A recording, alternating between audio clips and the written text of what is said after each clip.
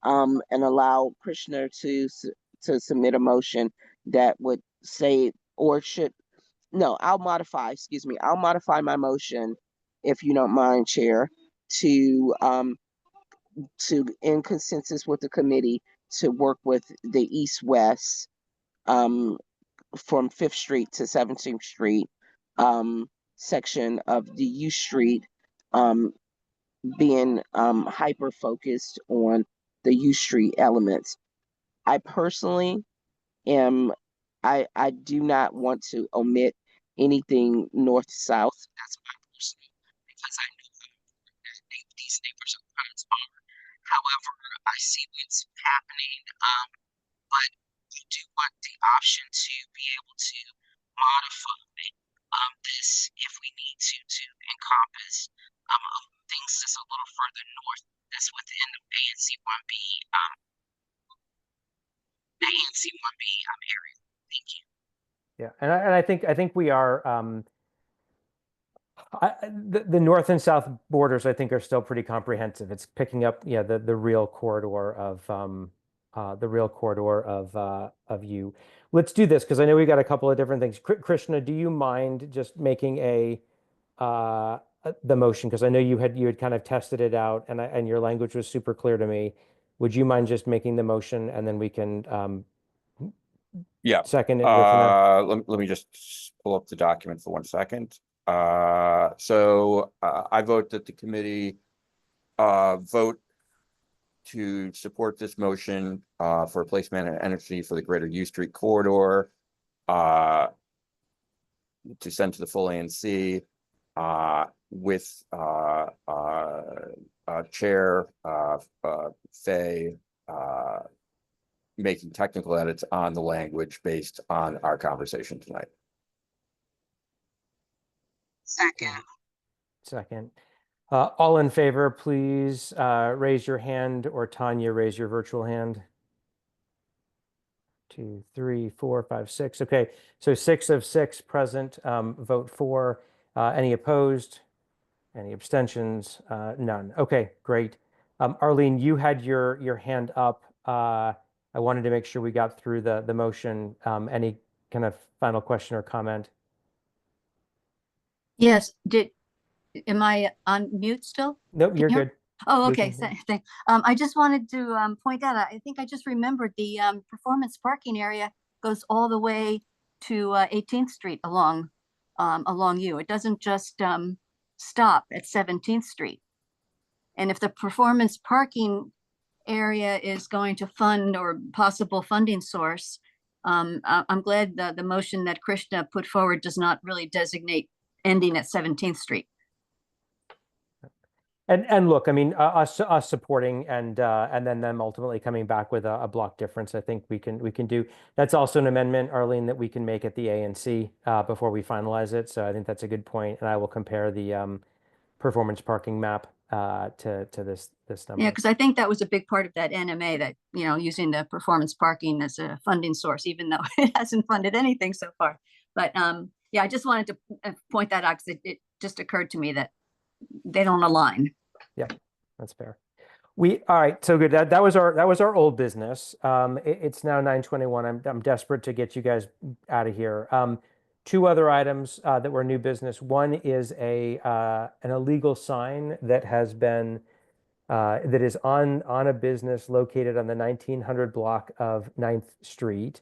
It has been declared illegal by DOB. It has been submitted to the, Krishna, what's the name of the entity again? OAH, the Office of Administrative Hearings. Yeah, it has been there for 13 to 14 months now.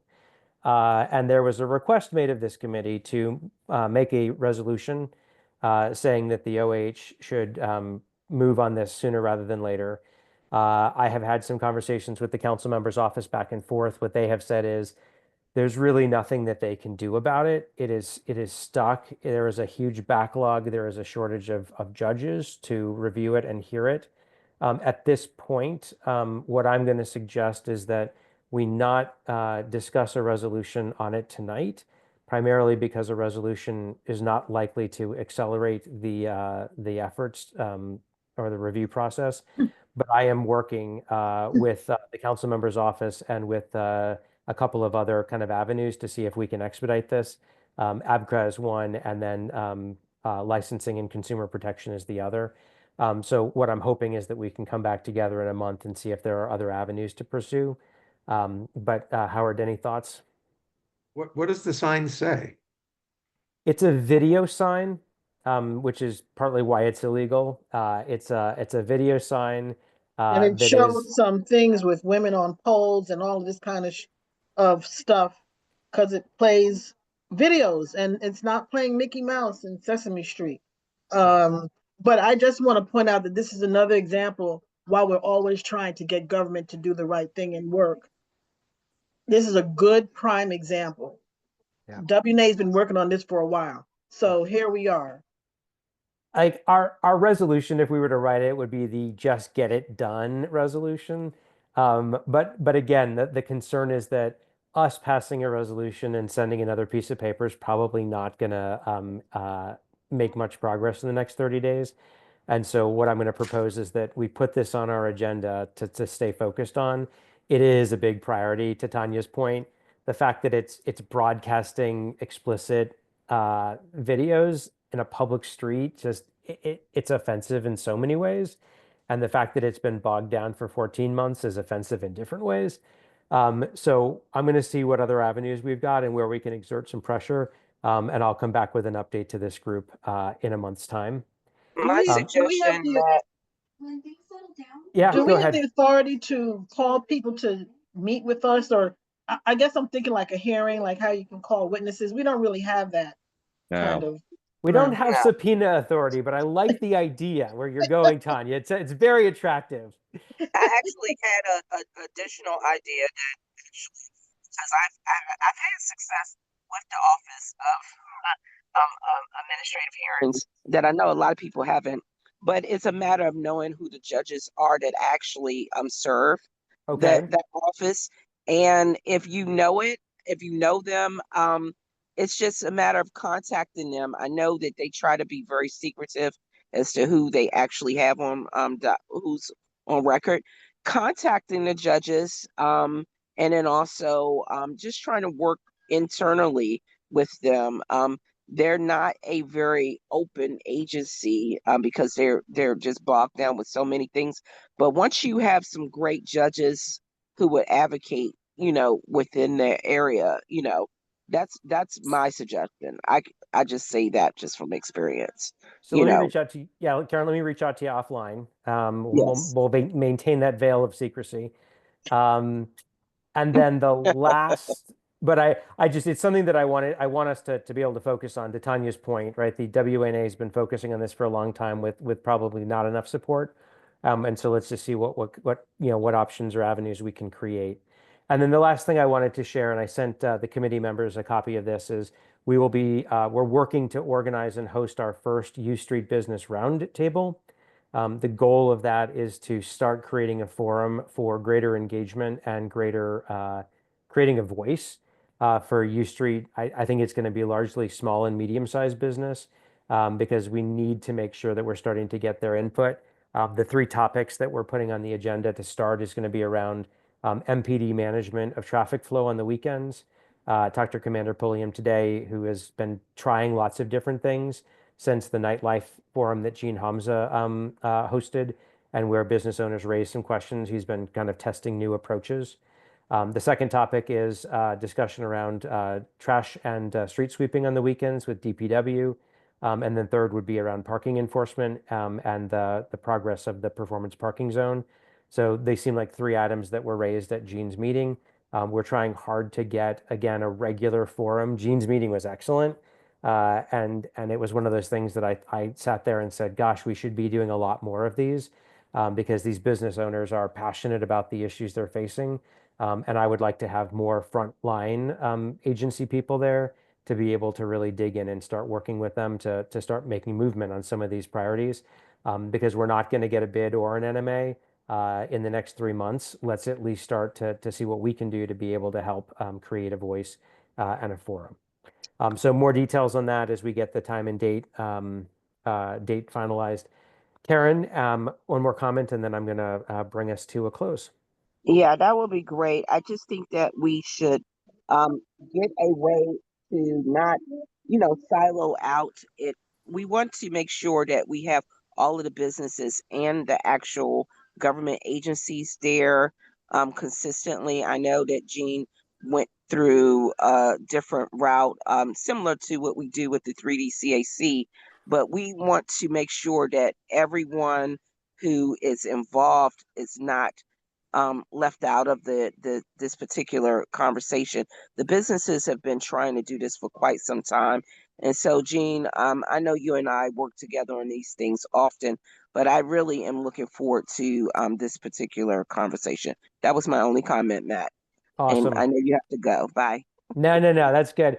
The last thing I want to say, just because Arlene is still hung on with us until the end, is that we are working with DemPed to come and do a presentation on the RFP for 1617.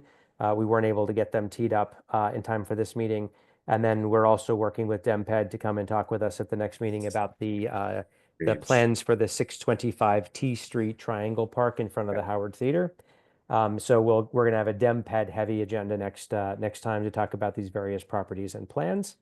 But Arlene, just wanted to make sure you were aware of that since you raised it at our last meeting, and I wanted to make progress there. Thank you.